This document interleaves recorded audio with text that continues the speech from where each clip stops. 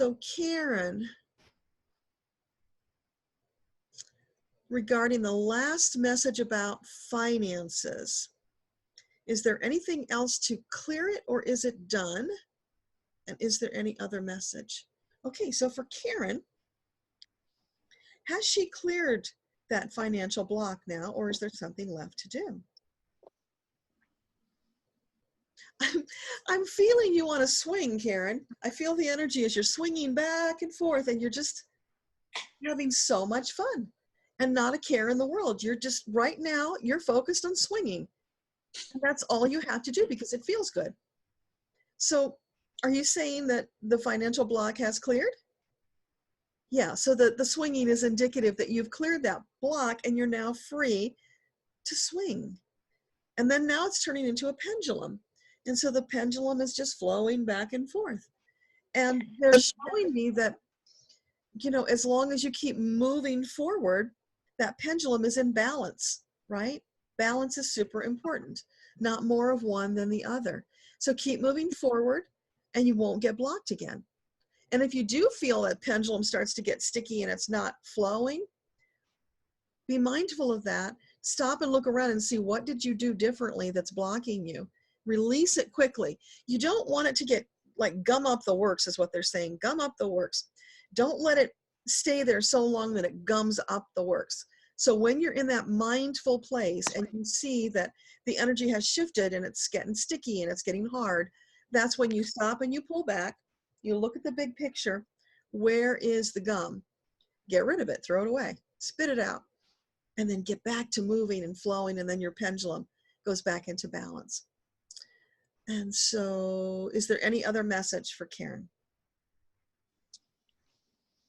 Anything else you want to share with Karen? I'm seeing the bluebird of happiness floating right in front of you, Karen, tweeting at you and saying, okay, Karen, it's time to step up into that happiness you've been looking for.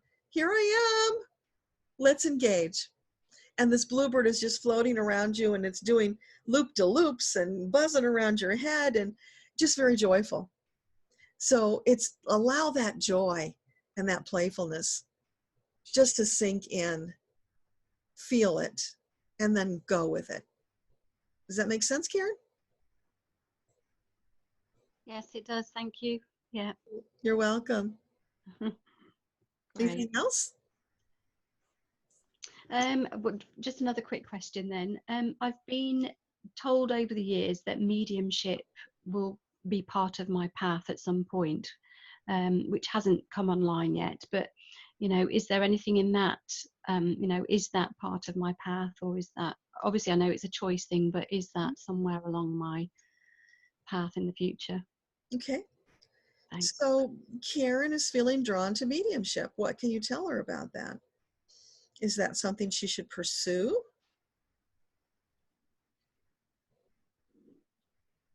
I'm getting a no on pursue, but they're saying it's not about pursuing, because when you go pursuing something with single-mindedness, it's like you've closed off your senses. You're not getting the input.